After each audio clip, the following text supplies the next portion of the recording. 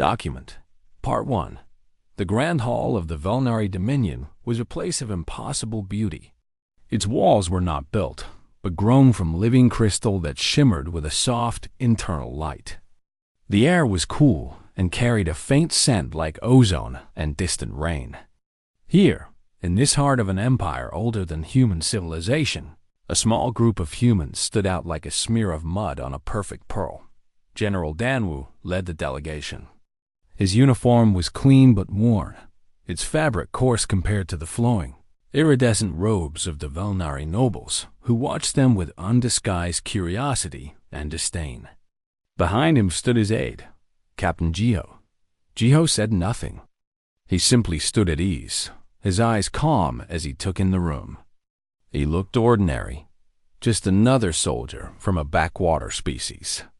His face was unremarkable, his build solid but not impressive. To the Velnari, he was invisible dot at the center of the hall. Seated on a throne of woven light was Princess Era. She was tall and elegant. Her skin a pale lavender, her eyes large and intelligent, glowing with a faint silver light. Her long hair seemed to float around her head as if underwater. She watched the humans with an expression of cold amusement, as one might watch insects crawl across a polished floor. Danwu stepped forward, his boots clicking on the smooth floor, a harsh sound in the quiet space. He bowed, a gesture of respect that felt hollow in this place. "Your Highness," he began, his voice steady despite the weight of his mission. "We come before you not as beggars, but as allies in a war for survival." A ripple of quiet laughter ran through the assembled Velnari council. Survival was a concept they had left behind millennia ago. Their technology shielded them from disease, their society from chaos. War was a relic, a problem for younger, less evolved species. Survival? Princess Era's voice was melodic, but sharp as a razor. "From what, General? From your own violent nature? Your history is a single bloody line of conflict. You are a species that cannot even govern yourselves without resorting to destruction." "Our enemy is not ourselves, Your Highness," Danwu replied, his patience thinning. "It is the Cathar swarm. They are not a rival nation or a political faction. They are a plague, a mindless hunger that consumes everything in its path. They have already devoured 3 of our colony worlds. Billions are dead. Now, their tendrils reach toward your outer systems. The Cathar are a known quantity," Era said, waving a dismissive hand. Her long, slender fingers moved with effortless grace. "A biological anomaly. Our long-range sensors have tracked their movements for cycles. They are a problem of biomass and expansion, nothing more. Our automated defense grids on the border worlds will handle them with minimal effort. They pose no threat to the Dominion."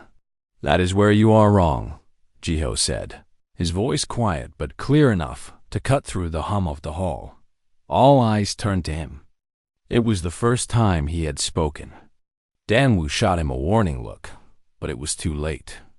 Princess Era's gaze fixed on Jiho, her silver eyes narrowing with a flicker of surprise, then annoyance. A common soldier dared to interrupt?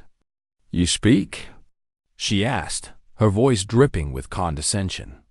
"What could a creature like you possibly know of galactic threats?" Jiho met her gaze without flinching. "I know the Cathar," he said simply. "I have fought them. On Viridian 4, I was part of the last stand. We held a bunker complex for 37 days against 1 billion of them. We used everything nuclear mines, plasma lances, our own bodies as barricades. When our ammo ran out, we used knives. When the knives broke, we used our fists. My entire company died. Every last man and woman. But we bought the evacuation ships enough time to get away. I was the only one who walked out." His words hung in the air, stark and brutal against the sterile perfection of the hall. The Velnari nobles shifted uncomfortably. Death on such a scale, described so plainly, was distasteful to them. It was chaotic, messy, inefficient. Princess Era's lip curled into a faint sneer. A tale of primitive heroism. You celebrate your own losses as a virtue. This is the madness of your kind. You see glory in suffering, strength in desperation. It is a weakness, not a strength. A flaw in your genetic code. It is our will to persist, Jiho said, his voice still calm. No matter the cost. You won't persist, Era stated, her voice final, absolute. She leaned forward slightly, her silver eyes locking onto his. Your species is a brief, violent spark in the long night of the universe. You burn too hot, too fast. You will consume yourselves, or be consumed by the very chaos you create. The Cathar are merely the instrument of your inevitable end. The Dominion will endure. We are order. We are logic. We are forever. You are a temporary error. She turned her head away from him, dismissing him as one would dismiss a gnat. Your request for aid is denied, General Danwu. Return to your dying world. Let your final moments be a lesson to any other young species who believe their passion can defy the cold, hard truth of cosmic reality. Danwu's shoulders slumped. He had expected this, but the finality of it, the sheer arrogance, was crushing. He turned to leave, his mission a failure dawned as they walked back through the grand hall. The whispers of the Volnari followed them, a soft, mocking chorus. Jiho walked beside his general, his face unreadable. He did not look back at the princess on her throne of light. He didn't need to. Her words echoed in his mind, not as a threat, but as a simple statement of fact from someone who knew nothing of true darkness. She had called him a temporary error. She had no idea. She saw a desperate soldier. She did not see the man who had stared into the abyss of the Cathar hive mind and forced it to blink. She did not see the ghost of Viridian IV, the man who had become death itself to give others a chance to live. She thought persistence was a flawed dot. She was about to learn it was humanity's greatest weapon. And Jiho was its sharpest blade. Document. Part 2. The human fleet was a ragged collection of ships. They were not sleek or elegant like the Velnari vessels. They were patched, scarred, and cobbled together from whatever materials could be found. Their hulls were thick with armor plating. Their engines pushed far beyond their safe limits. They were not built for beauty or grace. They were built to survive. General Danwu stood on the bridge of his flagship, the Last Hope. His face was grim as he stared at the main view screen. It showed the edge of the Valnari border system, a place called Helios Prime. The planet was a jewel of green and blue, protected by a network of powerful orbital defense platforms. According to Valnari logic, it was impregnable, but the Cathar swarm did not follow logic. They followed hunger. A massive, dark cloud blotted out the stars on the screen. It was not a cloud of gas or dust, but a living storm of chitin and claws. Billions upon billions of Cathar warriors, driven by a single mindless will to consume. They moved as one, a terrifying wave of pure biological aggression. Their leading edge has breached the outer sensor net, an officer reported, her voice tight with fear. The Vulnerary defense grid is powering up. On the screen, brilliant beams of energy lanced out from the orbital platforms, striking the leading edge of the swarm. Thousands of Cathar were vaporized in an instant. For a moment, it seemed the Velnari were right. Their technology was supreme. Then the swarm changed. It didn't retreat. It adapted. Smaller, faster Cathar units began to weave through the energy beams, using the larger bodies of their dead as shields. They were taking losses, but their numbers were so vast that the losses meant nothing. They were closing in on the planet. Danwu's hands clenched into fists. He had warned them. He had told them their automated systems would fail against an enemy that felt no fear and had no concept of self-preservation. An enemy that saw death not as an end, but as a tool. "Get me Jiho," Danwoo ordered. Jiho was not on the bridge. He was in the ship's armory, checking his gear. His armor was old, a heavy suit of powered infantry plating that had seen too many battles. It was covered in scratches and burn marks, each one a story of survival. He was loading a heavy pulse rifle, its power cell humming softly. When the call came, he simply nodded and made his way to the hangar bay. There, a small, fast dropship was waiting. Its mission was simple and suicidal: land on Helios, prime and try to activate the planet's ground-based emergency shield generator. The orbital grid was failing. The only hope was to raise a planetary shield from the surface dot as Jiho's dropship screamed through the atmosphere. The sky was a nightmare. Burning debris from destroyed Cathar and failing defense platforms rained down. The air was thick with smoke and the acrid smell of ozone and alien blood. He landed in a ruined city near the shield complex. The place was already overrun.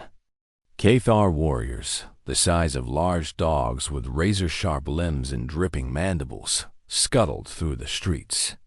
They moved with terrifying speed and coordination. Jiho stepped out of his dropship, his rifle barking.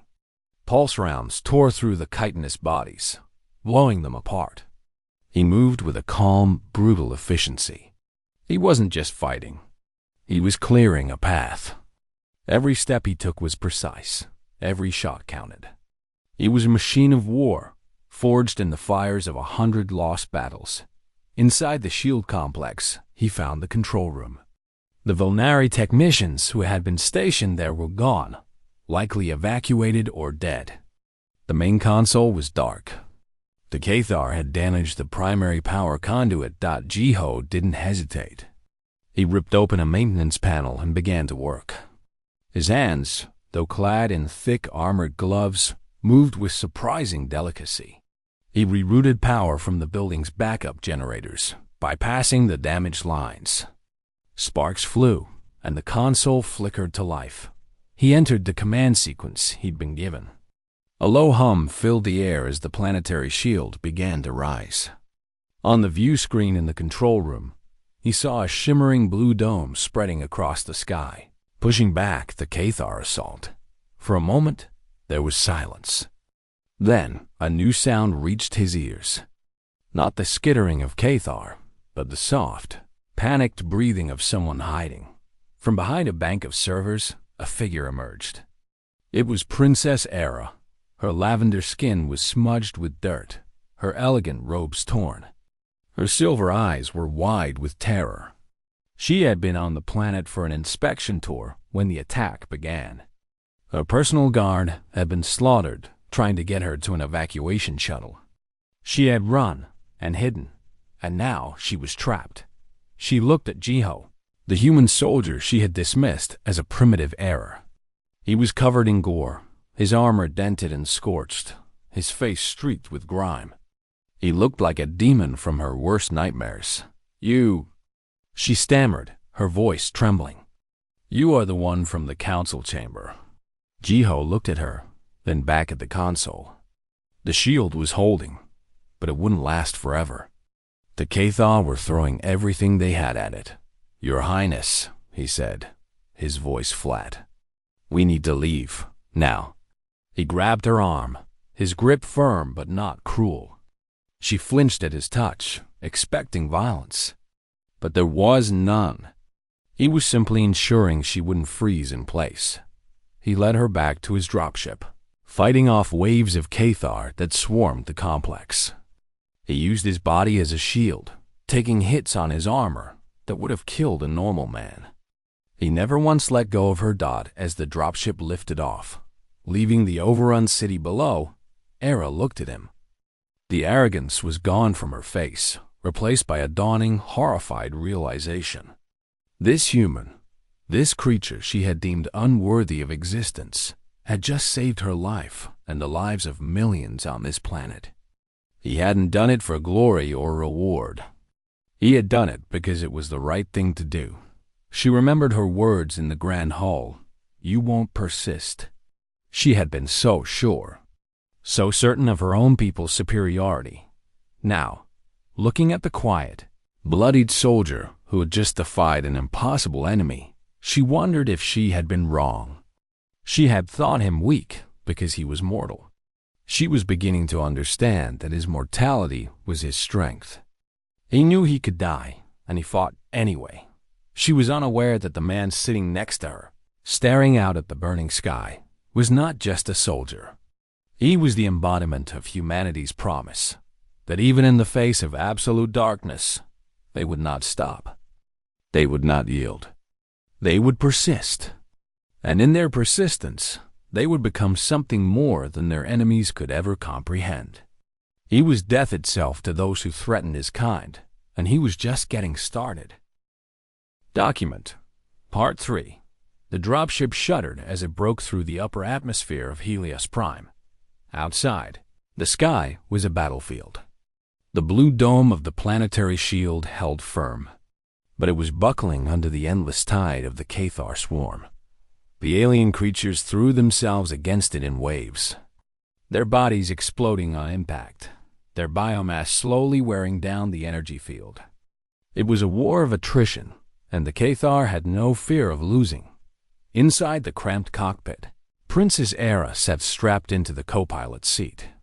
She was silent, her silver eyes fixed on Jiho, who was piloting the ship with calm focus. Her mind was a storm of confusion. Everything she had been taught, everything her people believed about order, logic, and the natural hierarchy of the galaxy was crumbling. This human, this quiet man covered in the blood of monsters, had not only saved her life, but had also managed to activate a system her own engineers had deemed too damaged to use. He had done it with his bare hands and a will that seemed to defy physics itself. "Why did you come back for me?" she finally asked, her voice barely above a whisper. Jiho didn't look at her.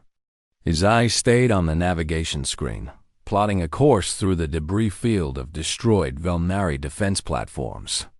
"You were there," he said simply. "We don't leave people behind." The answer was so plain, so utterly devoid of grand strategy or political calculation, that it stunned her. In the Velnari Dominion, resources were allocated based on value. A single life, even a royal one, was often sacrificed for the greater efficiency of the whole. But this human spoke of a principle that placed individual lives above all else. It was illogical, and yet it had just saved her. Their destination was the human fleet, which was holding position just outside the system's main asteroid belt. As they approached, Era saw the true state of humanity's war effort. Their ships were old, many of them converted freighters and mining vessels retrofitted with weapons. They were outnumbered and outgunned by any major galactic power. Yet, they held their formation with a grim determination that was terrifying to behold. General Danwu greeted them personally when they docked. He gave Jiho a nod of deep respect, then turned to Era. His expression was not one of triumph, but of weary resolve. "Your Highness," he said, "I trust you are unharmed." Era could only nod. She felt small, insignificant in the face of this raw, desperate courage. "The shield won't hold much longer," Jiho said, cutting straight to the point. "The Cathar are learning. They're starting to focus their attacks on weak points in the energy matrix. We have maybe 6 hours." Danwu's face hardened. "Then we have to act now. The Council has given us a new plan. We can't save the planet, but we can trap the main body of the swarm." He led them to the command center. A holographic map of the system glowed in the center of the room. The Cathar cloud was a massive, pulsing red mass centered on Helios Prime. "Our scientists have found a way to trigger a controlled collapse of the system's primary star," Danwu explained. "It won't go supernova, but it will release a massive solar flare that will sterilize everything within 3 light minutes. It's our only chance to wipe out the core of the swarm." Era's eyes widened in horror. "You would destroy an entire star system?" Billions of lives. There's no one left on the surface, Jiho said quietly. The evacuation was completed an hour ago. Only the Cathar remain. Era fell silent. The humans had already done what her own people had failed to do. They had saved their civilians. Now, they were preparing to make the ultimate sacrifice to stop the enemy. The problem, Damu continued, is that the Cathar Queen is still on the planet. She's the hive mind's central node. If we don't kill her, the swarm will just retreat and regroup elsewhere. We need someone to go back down, find her lair, and plant a grav bomb at its heart. The room went quiet. Everyone knew what that meant. It was a one-way mission. The solar flare would consume the planet before any ship could escape. Jiho stepped forward. I'll do it. No, Era said, the word escaping her lips before she could stop it. All eyes turned to her. She felt a flush of shame, but she pushed it aside. There must be another way. Your technology, your tactics. Surely you can find a solution that doesn't require throwing away your best soldier. He's not just a soldier, Your Highness, Danwu said gently. He's the key. The Cathar fear him. They remember Viridian 4. They know his scent, his pattern of movement. He's the only one who can get close enough. Era looked at Jiho. He was already turning to leave, his mind made up. In that moment, she saw him not as a primitive brute, but as something else entirely. He was a guardian, a protector. He was willing to walk into hell itself to give others a chance to live. This was not the chaos she had feared. It was a different kind of order. An order built on sacrifice and love, not cold logic. She made a decision. I'm going with him. Damu started to protest, but she held up a hand. My people have the schematics for the old Velnari geothermal network beneath the capital city. The Queen will be using it as her nest. I know the layout. I can guide him. Jiho looked at her for a long moment. Then he gave a single slow nod. All right. An hour later, they were back in a dropship, heading down to a dying world. The sky was darker now, the shield flickering erratically. The ground below was a sea of black chitin, the Cathar swarming in a final, desperate frenzy. They landed near the entrance to the geothermal tunnels. The air was hot and thick with the stench of decay. Jiho checked his rifle, then looked at Era. Stay behind me. And don't stop for anything. They moved into the darkness. The tunnels were a maze, but Era's memory was sharp. She pointed the way, her voice steady now, her fear replaced by a strange sense of purpose. They fought their way through patrols of Cathar warriors. Jiho's pulse rifle roaring in the confined space. His movements a blur of lethal precision. Deep in the heart of the planet, they found the Queen. She was a monstrous thing, the size of a building, her bloated body pulsing with a sickly green light. Tendrils connected her to the walls, feeding her information from the entire swarm. Jiho planted the grav bomb at the base of her central chamber. The timer was set for 10 minutes. They had to get out before the star's flare hit Dot. As they ran back through the tunnels, the ground began to shake. The star was dying. Light, impossibly bright, began to bleed through cracks in the ceiling. They reached the surface just as the first wave of radiation hit. The dropship's engine screamed as it launched skyward. Behind them, Helios Prime was consumed by fire. The Cathar Queen and her entire brood erased in an instant. Dot in the cockpit. Era looked at Jiho. He was leaning against the bulkhead, exhausted, his armor cracked and smoking. He met her gaze, and for the first time, she saw a flicker of something in his eyes. Not just duty, but pain. The weight of all he had lost, all he had sacrificed. Dot, she finally understood. He wasn't just death to his enemies. He was life to his own. And that was a power her empire could never comprehend. Document. Part 4. The human fleet drifted in the silent dark, Far from the burning remains of Helios Prime, the victory was real, but it felt hollow. They had stopped the Cathar, but at a terrible cost. One entire star system was gone, turned to ash and radiation. The mood on the ships was heavy with grief and exhaustion. On the flagship Last Hope, Jiho sat alone in the medical bay. His armor had been removed, revealing burns and deep bruises across his body. A medic was cleaning a gash on his arm, but Jiho didn't flinch. His mind was elsewhere, back on that dying world, remembering the faces of those he couldn't save. He had done his duty, but the weight of it pressed down on him like a physical force. Princess Era found him there. She no longer wore her torn royal robes. Instead, she had been given a simple set of human fatigues, which hung loosely on her slender frame. She stood in the doorway for a moment, watching him. The arrogance that once defined her was completely gone. In its place was something quieter respect, and perhaps a touch of awe. "You should rest," she said softly. Jiho looked up at her. "So should you." She stepped inside and sat on the empty cot across from him. "I keep seeing it," she admitted. "The light, the fire, swallowing everything. I thought I understood destruction. My people have weapons that can crack planets open. But this was different. It was final. It had to be," Jiho said. "The Cathar don't negotiate. They don't surrender. They only consume. There's no middle ground with them." Era nodded slowly. "My council will not understand what happened here. They will see only the loss of a world, not the lives saved. They will call your actions reckless, wasteful."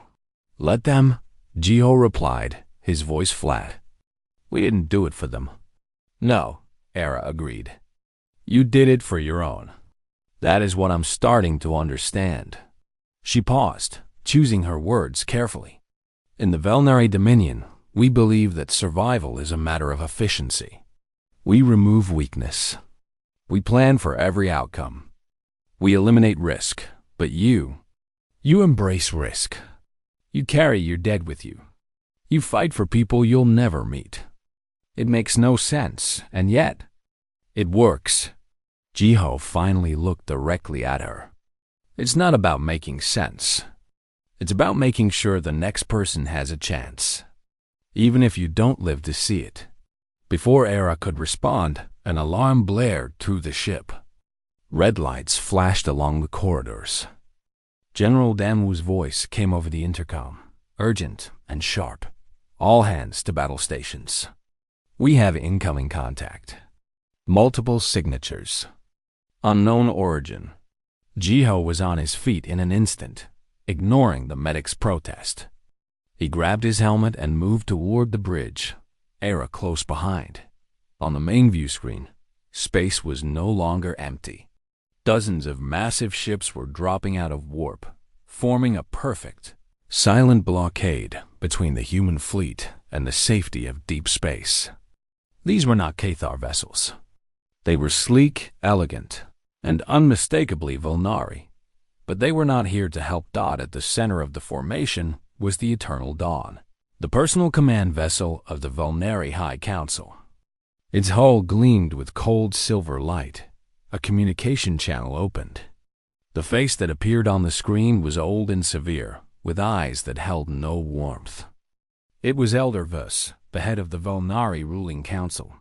"Human fleet," Vus's voice was like ice. "You are hereby ordered to power down your engines and prepare for boarding. Your unauthorized use of stellar destabilization technology is a violation of galactic peace accords. You will be disarmed and your leadership taken into custody." Damu stepped forward. "Elder Vus, with all due respect, we just saved your border world from total annihilation. The Cathar are gone." "The Cathar were a minor threat," Vus snapped. "Your actions have created a far greater one. You have shown the galaxy that humanity possesses the power to destroy star systems. This cannot be allowed. Your species is too unstable, too emotional, to be trusted with such power. The Dominion will now assume control of all human military assets to ensure galactic stability. Eris stepped up beside Danwu. Elder Russ, this is a mistake. These humans acted to protect life, not destroy it. Voss's eyes narrowed as he saw her. Princess Era, you are relieved of your duties. Your judgment has been compromised by your time among these primitives. Stand down. Era's fists clenched. They are not primitives. They are. Enough. Voss cut her off. This is your final warning. Power down, or we will open fire. The screen went dark. The Volnari fleet powered up their weapons. Energy signatures spiked across the sensors. The humans were outmatched 10-1. Danwu turned to Jiho.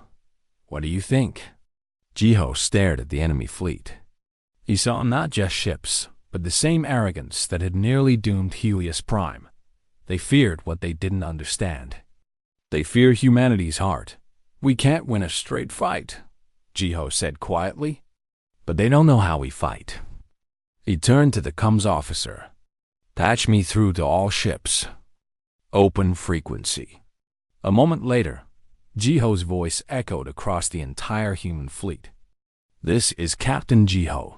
All units, prepare for Operation Ghostlight. Remember Viridian. Remember Helios. We don't run. We don't hide. We show them what it means to be human. Across the fleet, crews who had been weary and broken moments before now stood tall.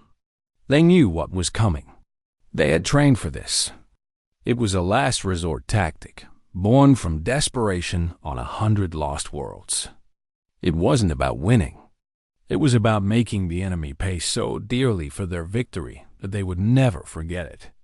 The human ships began to move, not away from the Volnari, but toward them. They formed a tight wedge, their oldest, most damaged vessels at the front.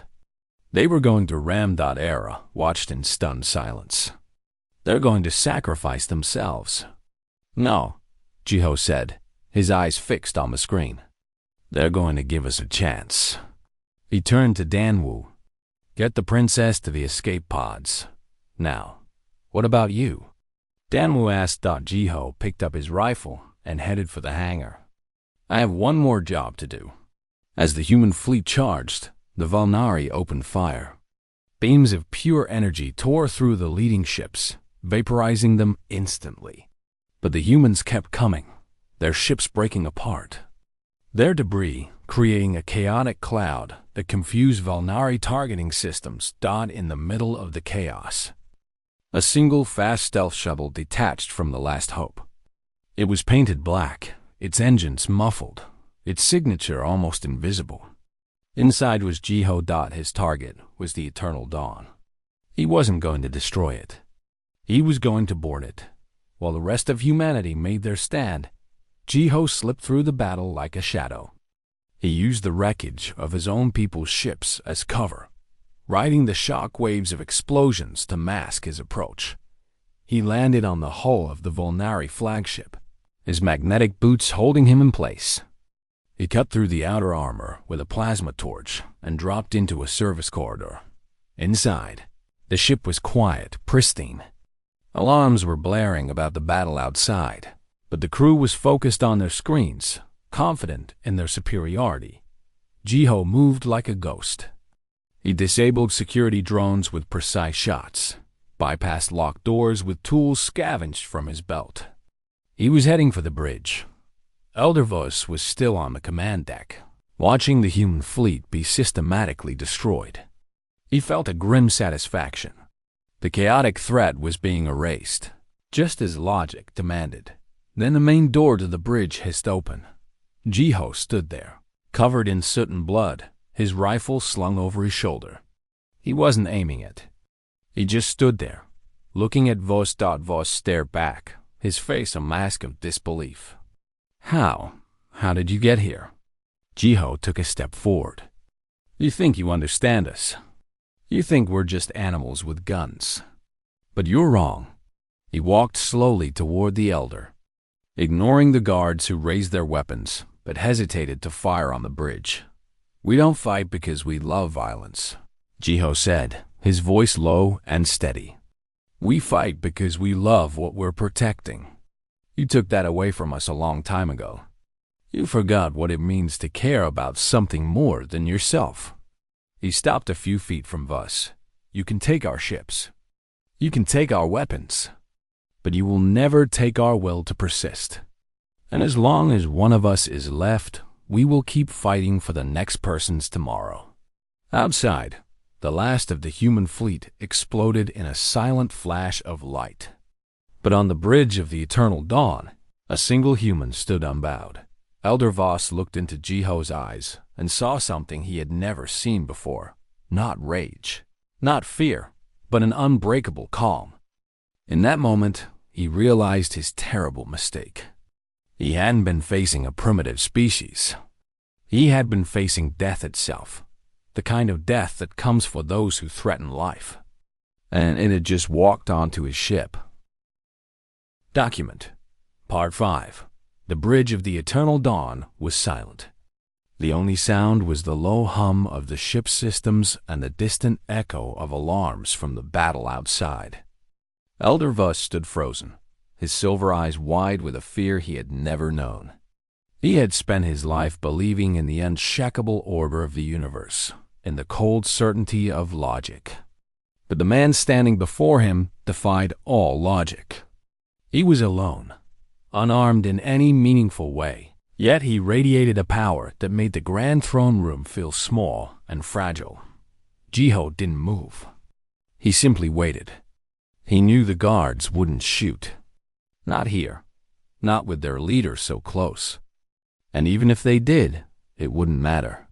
He had already won. On the main view screen, the last human ship vanished in a flash of light. The Velnari fleet held its position, victorious. But their victory felt hollow, even to them. They had destroyed a fleet that had just saved their world. The silence on the comms channels was heavy with doubt. Then, a new voice broke the silence. It was Princess Era. She was on an open channel, broadcasting from an escape pod drifting near the wreckage. "Velnari forces," she said, her voice clear and strong. "You have just witnessed the final act of humanity's defense. They did not fight for conquest. They did not fight for glory. They fought to protect you. And when you turned on them, they chose to die on their feet rather than live on their knees. Remember this day. Remember what you have done." Her words spread through the Velnari fleet like a virus. On ship after ship, crews began to question their orders. They had seen the humans charge into certain death, not with screams of rage, but with quiet resolve. They had seen a single soldier walk onto the flagship of their empire as if it were nothing. Doubt, that most dangerous of emotions, began to take root. Eldervis finally found his voice. You are under arrest. You will be tried for acts of war against the Dominion." Jiho almost smiled. "You can try me, but your people are already judging you." At that moment, a priority message flashed on Vus's console. It was from the central homeworld. The High Council was in emergency session. Reports were flooding in from across the Empire. Minor species were asking questions. Trade partners were expressing concern. Even within the Velnari military, there were whispers of unease. The image of the human fleet's final charge was being shared on every network. The story of Captain Jiho boarding the flagship was spreading like wildfire. The Velnari Empire had always ruled through unquestioned authority, but that authority was built on the belief that they were the pinnacle of civilization. Now that belief was cracking. Vos looked at Jiho again. He saw not a prisoner, but a symbol of something his people had lost long ago, the willingness to stand for something, even in the face of annihilation. "What do you want?" Vos asked, his voice barely a whisper. "I don't want anything," Jiho replied. "I'm just a soldier.